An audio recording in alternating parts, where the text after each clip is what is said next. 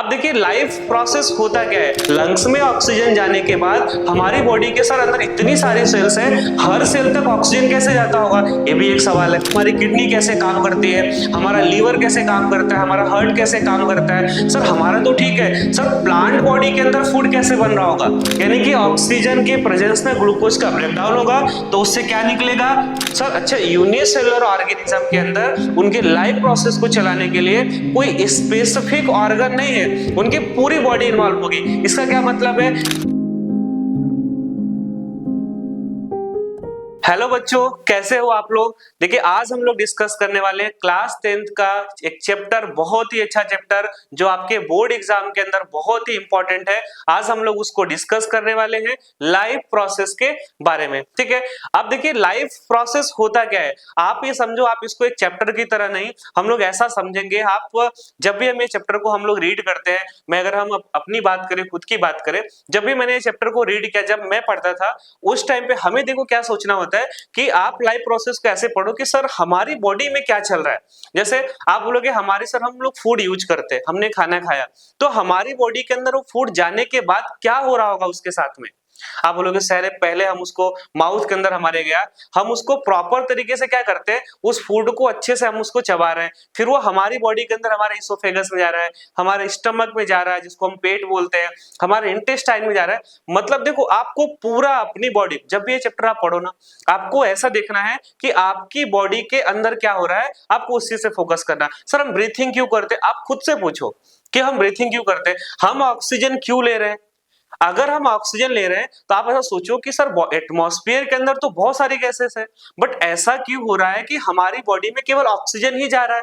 तो आपको इसका भी जवाब ढूंढना पड़ेगा कि सर बात तो सही है कि एटमॉस्फेयर के अंदर नाइट्रोजन भी है, फास्फोरस भी है, ऑक्सीजन भी है, CO2 है, बट ऐसा क्यों हो रहा है कि हमारी बॉडी के अंदर केवल ऑक्सीजन ही क्यों जा रहा है। तो आपको ये भी समझ में आएगा, हाँ ये भी है।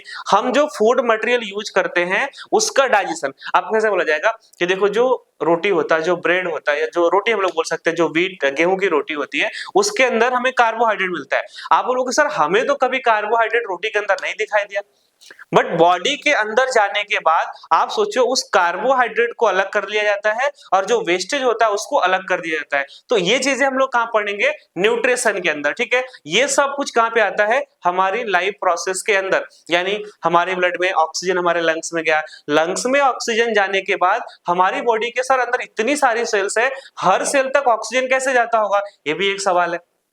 ठीक है, कैसे हमारा हार्ट काम कर रहा है, हार्ट को कैसे पता चल रहा होगा कि ऑक्सीजन कहां लेके जाना है, ब्लड कहां पे जाएगा, न्यूट्रिएंट्स कहां पे जाएगा, ऐसे बहुत सारी चीजें। इसके अलावा हमारी किडनी कैसे काम करती है, हमारा लीवर कैसे काम करता है, हमारा हार्ट कैसे काम करता है। सर हमारा तो ठीक है, सर प्लांट बॉडी के अंदर फूड कैसे बन रहा होगा, प्लांट के पास तो ऐसा कुछ भी नहीं है, उनका न्यूट्रिशन कैसे उनके बॉडी के अंदर आ रहा होगा। ये सारी चीजों के, आपके सारे सवालों का जवाब हम इस चैप्टर के अंदर पढ़ेंगे और इसी को हम लोग क्या बोलते हैं, लाइफ प्रोसेस। एकदम अगर हमने सिंपल तरीके से समझे, आप ये चीज देखो कि हम क्या करते हैं हमारी बॉडी में। अगर हम पहले बात करें, सबसे पहला पॉइंट जो हमारा न्यूट्रिशन है, जिसको हम लोग आगे पढ़ने वाले हैं, तो लाइफ प्रोसेस देखिए क्या होता है। अगर हम लोग इसमें बात करें कि लाइफ प्रोसेस है क्या, देखो फर्स्ट पॉइंट यहाँ पे क्या दिया हुआ है कि food is broken down to release energy. आपने कुछ भी खाया, मान लेते हैं हमने यहाँ पर हमने व्हीट, ठीक है, व्हीट या राइस, हमने व्हीट जो गेहूं का टुकड़ा, ठीक है ना, इसकी रोटी हमने खाया,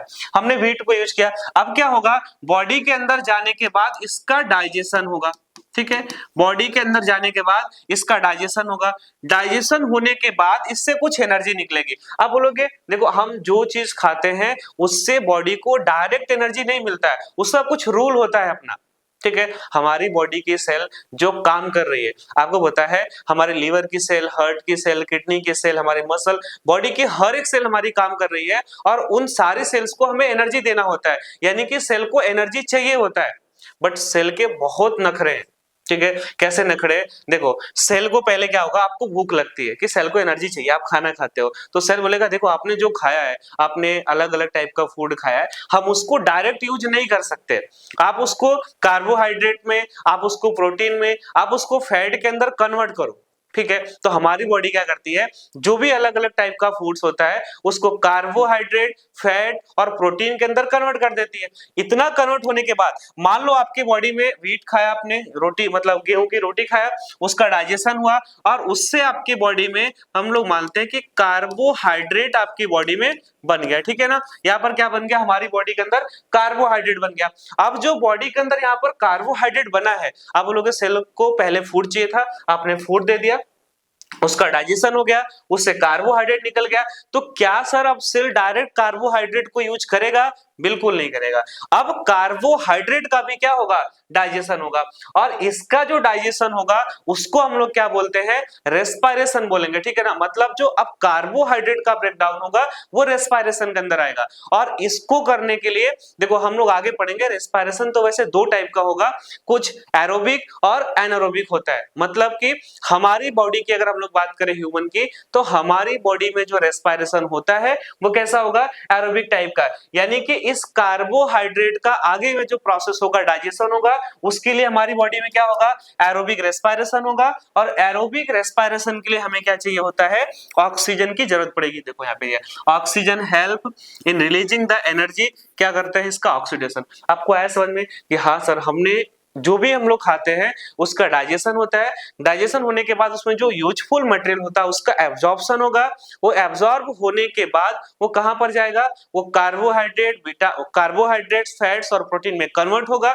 हम एक एग्जांपल अगर ले ले, जो कार्बोहाइड्रेट बना हुआ है, अब इसका क्या होगा, ऑक्सीडेशन, इस पे ऑक्सीजन काम करेगा और इसका ब्रेकडाउन करेंगे। यानी कि अगर हम कार्बोहाइड्रेट या ग्लूकोज का ब्रेकडाउन करते हैं तो उससे क्या निकलेगा, देखो जैसे मान लो हमारे पास में कार्बोहाइड्रेट है, ठीक है ना, हमारे पास में कार्बोहाइड्रेट या ग्लूकोज हो गया।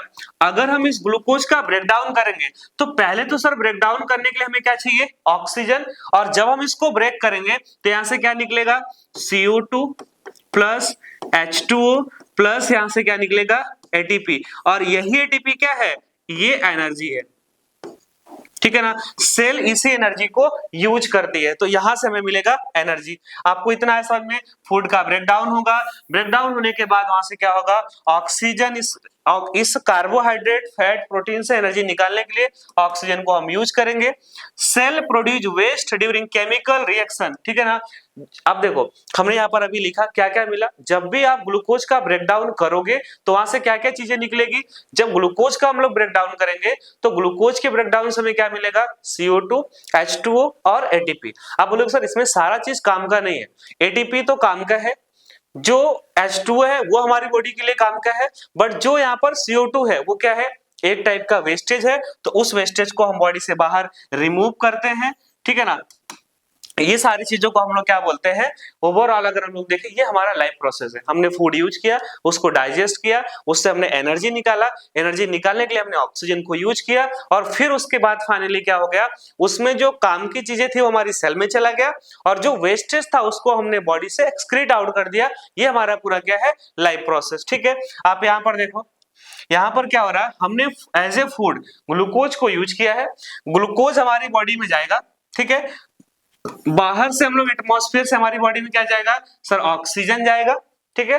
हम ग्लूकोज हमारी बॉडी के अंदर है, यानी कि एनर्जी का सोर्स है, उस ग्लूकोज का ब्रेकडाउन कैसे होगा, ऑक्सीजन की प्रेजेंस में होगा। यानी कि ऑक्सीजन की प्रेजेंस में ग्लूकोज का ब्रेकडाउन होगा तो उससे क्या निकलेगा, वाटर निकलेगा, CO2 निकलेगा, और क्या निकलेगी उससे, एनर्जी। तो वाटर तो हमारी बॉडी के लिए काम का है, हमारी बॉडी के लिए एनर्जी भी काम का, यही तो हमें चाहिए था। बट जो यहाँ पर CO2 निकल रहा है, ये CO2 क्या है, हमारी बॉडी के लिए नाइट्रोजिनस वेस्ट मटेरियल है, और हमारी बॉडी किडनी के थ्रू इसको हम जो CO2 होता है उसको हम लंग्स के थ्रू बॉडी से बाहर एक्सपायर कर देते हैं, ठीक है। मतलब पूरे हमारे लाइफ प्रोसेस में क्या चल रहा है, हमने फूड यूज किया, उसका डाइजेशन किया, उसको प्रॉपर डाइजेस्ट करके उससे एनर्जी निकालने के लिए हमने ऑक्सीजन को यूज किया, और जो उसका वेस्टेज बचा उसको हमने बॉडी से एक्सक्रीट आउट कर दिया। अब हमारी बॉडी के इसके लिए अलग अलग एक्सक्रीटरी ऑर्गन होते हैं, लंग्स के थ्रू एक्सक्रीशन होता है, और हमारे किडनी के थ्रू भी हम मटेरियल को एक्सक्रीट आउट करते हैं, ठीक है ना। आगे बढ़ते हैं हम लोग, देखो हमारे यहाँ पर अगर हम लोग लाइफ प्रोसेस की बात करें तो देखो लाइफ प्रोसेस सबके अंदर चलता है, चाहे वो यूनिसेलुलर ऑर्गेनिज्म हो या फिर मल्टी सेलुलर ऑर्गेनिज्म हो, दोनों के अंदर ही लाइफ प्रोसेस चलता है, ठीक है ना। अब हमारे पास देखो दो टाइप का ऑर्गेनिज्म है, एक हमारे पास है यूनिसेलुलर और दूसरा हमारे पास में मल्टी सेलुलर है, ठीक है ना। जैसे आप यूनिसेलुलर में अगर हम लोग बात करें, जो आपको पता होगा कि जो सिंगल सेल ऑर्गेनिज्म होते हैं उनको हम यूनिसेलुलर ऑर्गेनिज्म बोलेंगे, और जिनकी बॉडी में एक से ज्यादा सेल है, जैसे एनिमल हो गए, ह्यूमन बॉडी हो गया, प्लांट्स हो गए, ये सब किस में आते हैं, मल्टी सेलुलर के अंदर। पैरामीशियम हो गया, अमीबा हो गया, बैक्टीरिया हो गया, ये सब किसके अंदर आते हैं, यूनिसेलुलर के अंदर, ठीक है ना। यहाँ पे देखो क्या लिखा है, unicellular organism the entire surface is in contact with the environment, so no specific organ are needed for food intake, gas exchange or removal of wastage. आप यहाँ पे बोलोगे सर अच्छा यूनिसेलुलर ऑर्गेनिज्म के अंदर उनके लाइफ प्रोसेस को चलाने के लिए कोई स्पेसिफिक ऑर्गन नहीं है, उनकी पूरी बॉडी इन्वॉल्व होगी, इसका क्या मतलब है, क्या हमारी बॉडी के अंदर ऐसा होता है क्या, बिल्कुल हमारी बॉडी में होता है। तो आप यहाँ पे देखो तीन चीजें लिखा हुआ है, जैसे अगर हम लोग फूड यूज करने की बात करें तो मल्टी सेलुलर में फूड यूज करने के लिए क्या है, आप बोलोगे सर हमारे पास में फूड के लिए प्रॉपर डाइजेस्टिव सिस्टम बना हुआ है, ठीक है। दूसरा अगर हम लोग बात करें गैस एक्सचेंज की बात करें तो हमारी बॉडी में यानी कि मल्टी सेलुलर ऑर्गेनिज्म में गैस एक्सचेंज के लिए हमारे पास प्रॉपर रेस्पिरेटरी सिस्टम बना हुआ है,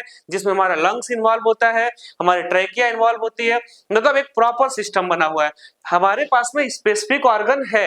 अगर दूसरा हम लोग बात करें इसके अलावा जो हमारी बॉडी का वेस्टेज है उसको रिमूव करने के लिए, तो देखो हमारे पास फूड के वेस्टेज को रिमूव करने के लिए एनस होता है, हमारी बॉडी के अंदर CO2 को एक्सपायर करने के लिए हम लंग्स के थ्रू करते हैं, या हमारी बॉडी के अंदर जो ब्लड के अंदर वेस्टेज होता है उसको रिमूव करने के लिए हम किडनी का यूज करते हैं, ठीक है, हमारे पास किडनी है। मतलब कुल मिला के यूनिसेलुलर ऑर्गेनिज्म के अंदर अलग अलग प्रोसेस के लिए यानी कि उनके लाइफ प्रोसेस चलाने के लिए स्पेसिफिक ऑर्गन नहीं होते हैं, जैसा कि मल्टी सेलुलर ऑर्गेनिज्म में होता है। जैसे हमारे पास डाइजेशन के लिए अलग सिस्टम है, ठीक है ना, रेस्पिरेशन के लिए अलग सिस्टम है, ब्लड सर्कुलेशन के लिए हमारी बॉडी में हार्ट होता है, मतलब हमारी बॉडी में हर सिस्टम के लिए अपना एक स्पेसिफिक ऑर्गन होता है, ठीक है। तो ये सारी चीजें हम लोग, ठीक है। अब हमारा एक यहां तक हो गया, आज हम लोग मल्टी सेलुलर यूनिसेलुलर की बात किया, हमने लाइफ प्रोसेस की बात किया।